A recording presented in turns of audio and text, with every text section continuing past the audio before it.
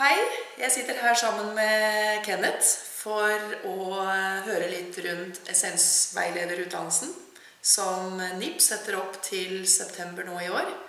Og det første gang vi har essensveilederutdannelsen i Norge i det hele tatt. Noe vi på NIP gleder oss veldig til. Og først så har jeg da lyst til å høre med Kenneth, hva en essensveileder? Ja, en essensvejleder er jo en uddannelse, hvor vi først og fremmest lærer omkring psykologiske typer. Så man kan sige, på den ene side, så bliver vi trænet i at opdage vores egen type. Og vi har jo to grundlæggende typer, som vi kommer til at arbejde meget med, og det er vores personlighedstype og vores essenstype, eller vores sjælstype. Hele essensvejleder-typologien er jo baseret på Roberto Assagiolis psykosyntese og hans 7 typer. Og det, som Søren Hauge og jeg har gjort igennem en hel del år, er, at vi har udviklet den typologi, så vi kan bringe den ud i mange forskellige sammenhænge. Så man kan sige, at en essensvejleder er et menneske, som kender til de 7 psykologiske typer, som vi opererer med. Og den er baseret på en helt utrolig enkel psykologi, baseret på 7 psykologiske funktioner. Så det vil sige, at vi arbejder med viljen, og har man udviklet viljen meget, jamen så bliver man en dynamisk type.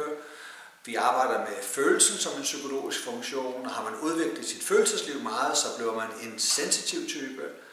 Og vi arbejder med en mental type, som hvis man har udviklet sin tankevirksomhed og sin evne til at resonere, så bliver man en mental type, og så fremdeles. Så en essensvejleder er et menneske, som kan identificere disse typer, både i sig selv, men også i de mennesker, som vedkommende arbejder med. Jeg har jo selv tatt utdannelsen i København hos deg og Søren, noe jeg synes var fantastisk spennende. Jeg har hatt veldig stort utbytte av det, både personlig, men ikke minst i min jobb. Men jeg har også lyst til å høre med deg, hvorfor synes du man skal velge denne utdannelsen? Ja, hvis man er interesseret i at forstå, hvem man er, og interesseret i andre mennesker, så er en af de helt store gaver, der er forbundet med den her typologi, det er jo, at man lærer at sætte pris på forskellighed. Og det vil sige, at vi lærer at fortolke andre menneskers adfærd, vores egen adfærd, ud fra nogle typer, som giver rigtig god mening.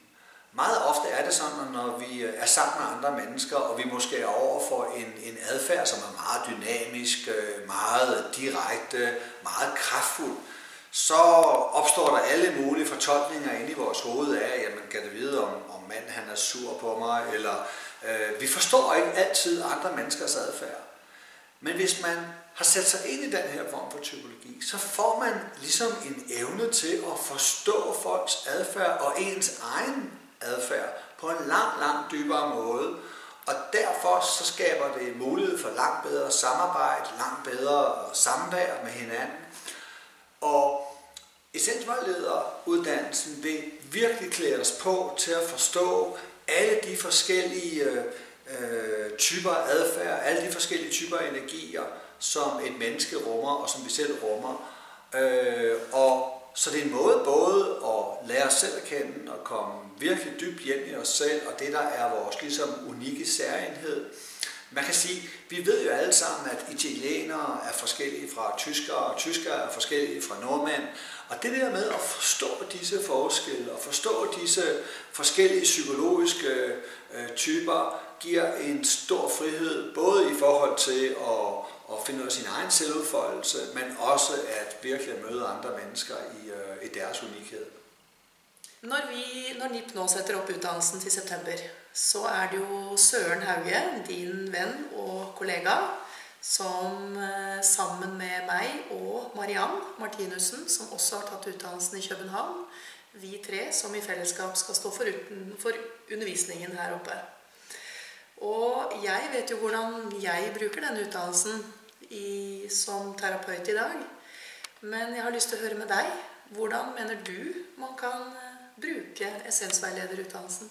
Jeg vil sige, at der er 3 forskellige sammenhænge, som man kan bruge den. Dels kan man bruge den sådan ret bredt og generelt som dels et selvudviklingsværktøj. Forstået på den måde, at man kan bruge den til at forstå mere omkring sig selv og sine medmennesker. Og det vil sige, at man kan jo bruge den i alle mulige sociale sammenhænge, hvor man indgår, altså på arbejdspladser, i sit familieliv, som bare et landkort over menneskelig forskellighed og hvad der er positive og hvad der kan være besværlige kvaliteter ved alle typerne. Det er ligesom den ene anvendelsesmulighed.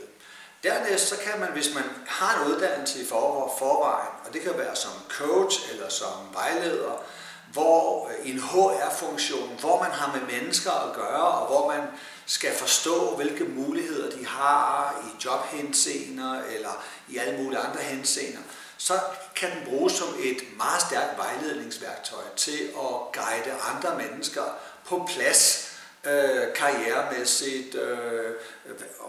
Fordi typologierne fortæller også noget omkring, hvad for nogle talenter man har. Så man får et værktøj ved siden af de coachfærdigheder og de vejledningsværktøjer, man måske har i forvejen, så får man ligesom noget, der gør, at man bliver endnu bedre kvalificeret til at vejlede andre mennesker. Og endelig til sidst kan man også bruge dem i de sådan mere dybtgående forhold, altså hvor man arbejder med psykoterapi.